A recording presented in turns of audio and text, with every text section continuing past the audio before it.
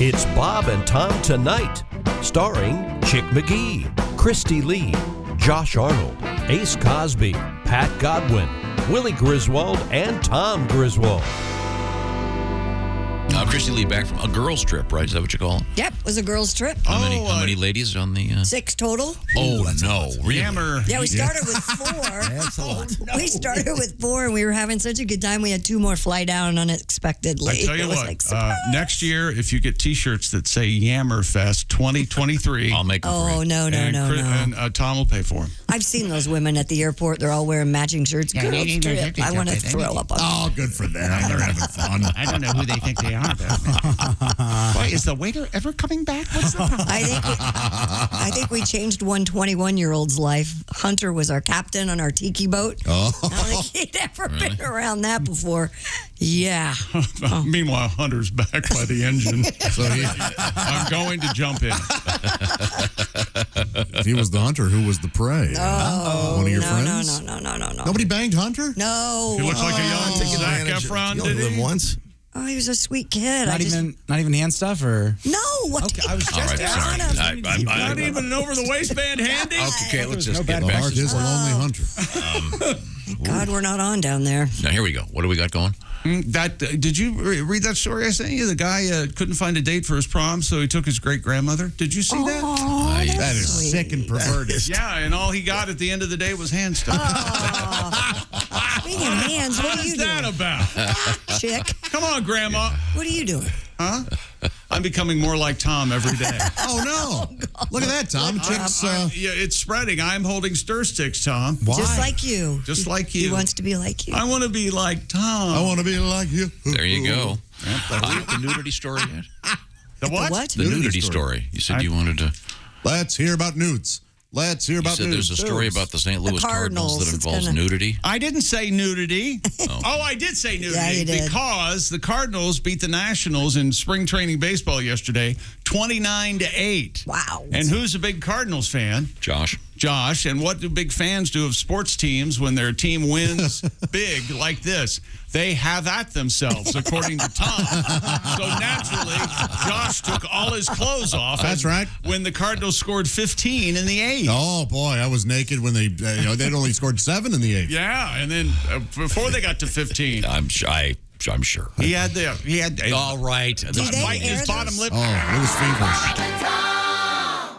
And in the studio, Bob and Tom legend Nick Griffin is here. Comedian Nick Griffin. Yeah, I'm here. Good to be here. Hi, Nick. Good to see you, buddy. yeah. And here's Tom Griswold to talk to Nick. Thank you very much. Let's enjoy Tom. Hi, Nick. How are you? All right. Something weird came up on the air not too long ago. Oh, boy. Go ahead. And you're involved in Oh, this. no, this can't be good. We had a news story in which the word cobbler appeared. Oh, yeah. And I said, I know a cobbler. And these guys all attacked me. Oh, yeah. And Isn't this past? This is history, though. yes, there was a time when Nick had a friend who was a cobbler. I have a question for you. Let me ask you this Shush, question. Pat. Is there no one's life you won't ruin? Is that what you No. just? Yeah, mine's finally happy, and you keep saying I picked up a 21-year-old on vacation. Yeah. Thanks. I'm the That's only what I one who heard. didn't say that. It was Thanks. everybody else in You here. showed us the pictures, Yeah, we Christy. heard How could we not in the comment? green room. That's what you said. The green room. I did not. That was not a kiss on the cheek. Oh, well, I guess it was. You didn't tell us it wasn't for air. I'm the only one. Jesus. Got this letter, Dear Bob and Tom Show. Christy, if you won't screw up your relationship for a 21-year-old, what's it going to take? Yeah. Now it's become a topic. No, the point is, I thought what you were going to say to Nick is I know he has a sweet tooth. He has an amazing sweet tooth. Not apple cobbler. And he likes cobbler. No, I thought he was going to have peach cobbler or apple cobbler. Apple would be the choice. Apple. Yeah. you guys attacked me when I said I had met a cobbler. And I don't remember this at all. But I remember it. And someone who makes very expensive shoes. And Nick had introduced me to a friend of his who, in fact, was a cobbler. Okay. And I didn't realize people buy shoes that cost thousands and thousands of dollars. And I pointed out you've paid for thousands of Excuse pairs me, of in the those words of Chick McGee, shut it up. Shut it up. Who was this friend, Nick? I deliberately didn't go into any detail. I think he will. I don't know anything about it. He's an adult. Nick can talk about it's this. fine. I dated a woman who was a cobbler. Oh, okay. which sounds like a children's book. I dated a Did she live in a shoe? that's exactly right. She was super interesting. Yes, she was. And Because she wasn't one of us. That's why you think she's interesting. well, then You'll talk to by anybody. definition. Okay. But did you, how can I word this delicately?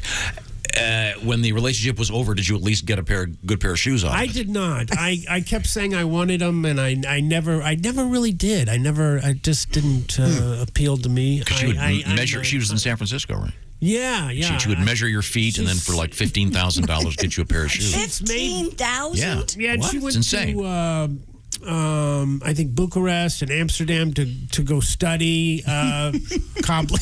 Wow. That is interesting. I mean, you gotta face it. You don't know. I mean, who would think in this day and age Right. that'd be a gig? But That's hey. a perfect location right there in Silicon Valley. With it right there. Yeah, guys have money to burn. Yeah. Well, she had an inside track because she was I had met her when she was working at one of the comedy clubs up in Northern California, and she had made shoes for several higher named comics than myself, Cool. which is Really? everyone. And Chick, your thing about shoes, Yeah. they're primarily athletic shoes. Is that correct, or do you have some fancy? I have. Yeah, I mean, Do you have leather shoes? Sure. But I mean, do you have like a really fancy pair? A really fancy pair of Leather yeah, shoes. of course. Yeah. Jake, do you keep those hard wood, like chalks in them? I don't have. No, I don't. Does everyone have orthotics? Keep them. Because that's what. Yes. I'm Yeah. starting We're to- big on course we do. orthotics. Yeah. Orange insoles, He's my at the God. chick sitting Yeah, on. right there. Yeah. Yeah, I've Chick got, sitting on them. I've got my feet in them right now. And They're my pretty butt. good. They're good, man. And Yeah, your they- butt. No, I know. I've been threatening to get them for years, and Yeah. They're good. They help. now that my hair's going in my. Your hair's not going. Your hair Hair's looks not good. going. No, it's thinner than it's hearing. wood. Did I say hear? Let 'em speak. hearing. Oh, you're I hearing. heard hearing. My hearing. Yeah. I heard your hair was going. And that No, pissed my me hair's still there. off. Your hair's great. Well, compared to yours. Yes, I acknowledge that. So you might be slipping some of those into your shoes, huh? The ortho. Won't be long. Yeah. All right. So what else is happening? You're going deaf. Are you still going out with that lawyer? Aren't you living together? Yes, we're still living together. Good. Is this a bad topic? I'm sorry. No, Oh, it's it's a great wonderful, topic. yeah. It's a great topic. I love her. My buddy said, "How do you know you love her?" And I'm like, "I don't know. What do I got to convince you to?"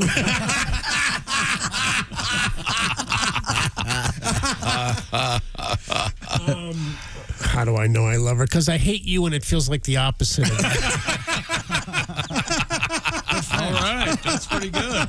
Right? That's Yeah. That's I don't know. How do you ever really know? I've only said I think I love you like a few times to women in all my years. And some of it, a lot of it was early on when I was like teenager and early 20s when you just didn't have anything else to say, so you threw it out there. Have you ever done the Me Too? Like, somebody, I love you, Nick, and you go, Me Too. No, I haven't. But I have had. I know one thing you don't want to hear when you say "I love you" is thanks. Wait a minute. Are we ready to go here? I think we are. Pete looks like somebody in the censor's office making a judgment about us. I don't think this is going to fly. I don't. Are I you don't in think your that'll basement? fly. I was going to say, Pete, are you in your garage? You know, guys, radio's supposed to be radio. I'm supposed to be able to call in That's from true. the ugliest place on earth. I got a can of Lysol behind my head, and it's just a wayward plastic bag storage unit. This isn't camera ready. I wasn't camera ready. Our guest is comedian Pete Holmes. Pete, we're very excited. We talked, I guess, kind of with your boss this morning, comedian Mark Gross, about your new TV show. And he kind of gave us the background. You portray, it's based on the real life story of a guy that gets fired and decides to go for it and becomes a professional bowler. And Yeah, it's that's right. debuting on CBS tonight. And we understand from Mark that you're not a very good bowler. Is it? Is that what he said? Yeah. You know, it's funny. On set, we had professional bowlers come and teach me how to bowl. But because we're shooting a TV show, it wasn't like the only thing we were doing. We're also rehearsing a scene and people are moving me around and stuff. And he was like, why don't you just roll one? Just throw one and show me what you're doing. And this is the pilot. And I did. I did my best. I had been practicing and I rolled it and it was straight and it went down the lane. And the guy just looked at me and he went, not at all. And everyone laughed. And I was like, I'm the big shot on a sitcom. Everyone's laughing at me. It was a nice humbling moment. But after that, I did have a guy named Robert Smith. Robert Smith, not from The Cure. Robert Smith, the bowler. Right. Mm-hmm. Robert Smith from The Cure did come in to teach me, but it was just how to gently weep and paint my nails. We did that a little bit, but then Robert Smith, the bowler, came in and he taught me how to do it. It's funny. It's like, it's all just micro adjustments. Somebody has to tell you, like, move your hand this way, let the ball go under your hand, keep your arm straight, twist this way, not that way, and all that sort of stuff. And he would literally move me to the right spot on the lane, and I started throwing strikes. All I wanted to do was not look like an old man, like rolling it between my legs or like a child. And I think we got there. Now, I have a technical question that you may not know the answer to. In the world of professional bowling, do they have groupies? And if so, what are they called?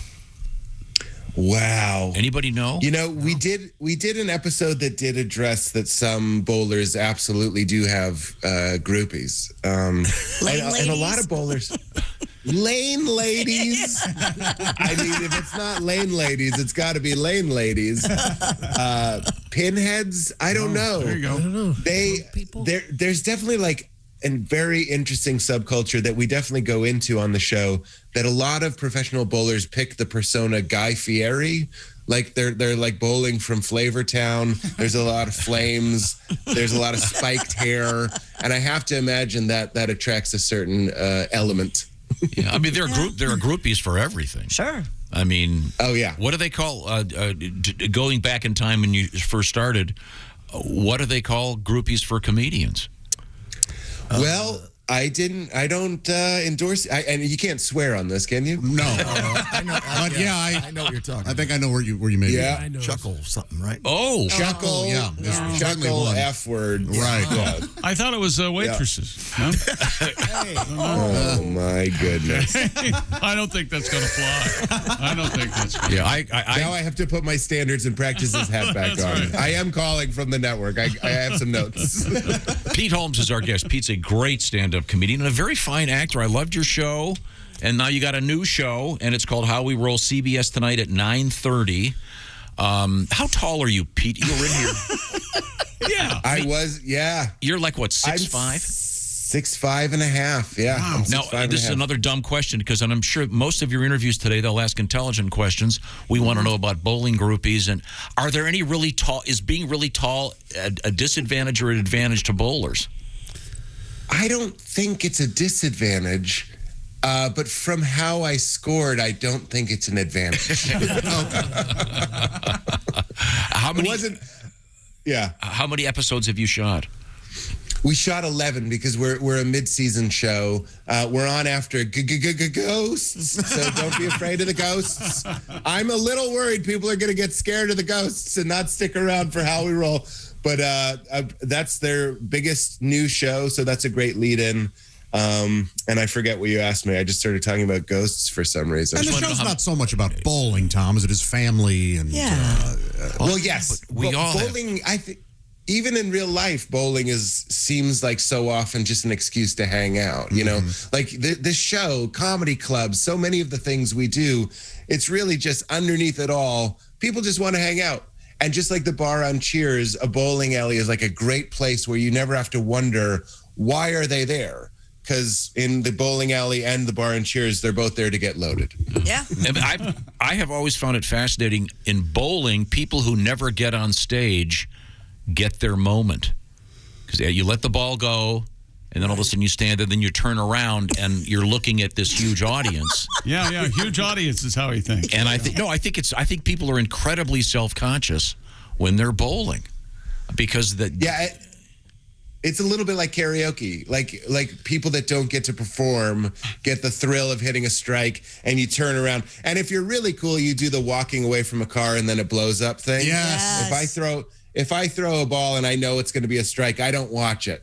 You don't watch it. You walk away like Denzel in slow motion and you let it blow up over your shoulder.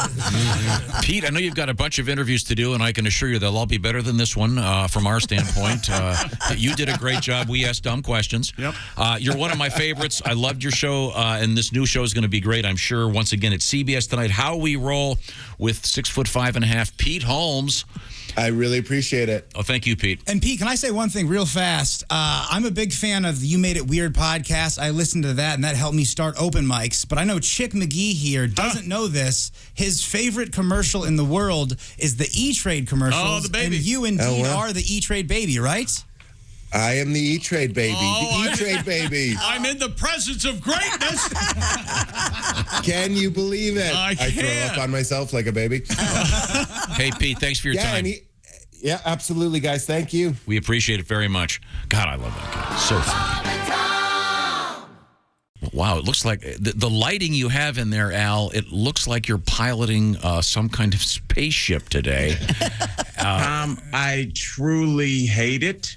I have been trying. What's up, Nick? I've been trying to I moved my workspace. Like I have 2 studios now, but they're both kind of half done, and they both look like Michael Jackson in '86 is about to come from underneath the stadium, and I can't get the lighting right, and I hate it. It looks like I'm joining you guys from the great beyond. Like, yeah, it was Plague in '86. 17 to '86 was rough, and so I'm glad I'm talking to you guys. Yeah, you look like you're in some sort of space senate, zooming in to vote. Yeah, you did. Because, I mean, the shirt you've got on, it looks like you can stand up and there'd be a big letter A. It's Al Jackson. We condemn the actions of Jor-El. What is that background? Like a diversity hire in Star Trek. You guys have still marginalized us and put us on Zoom 2,000 years later. Thanks, Al. We're talking to one of my favorite human beings. He's comedian Al Jackson. Are you wearing a turtleneck? I am. So I think you look like you're a high school drama coach from outer space. You're also giving off some cult leader vibes, Al.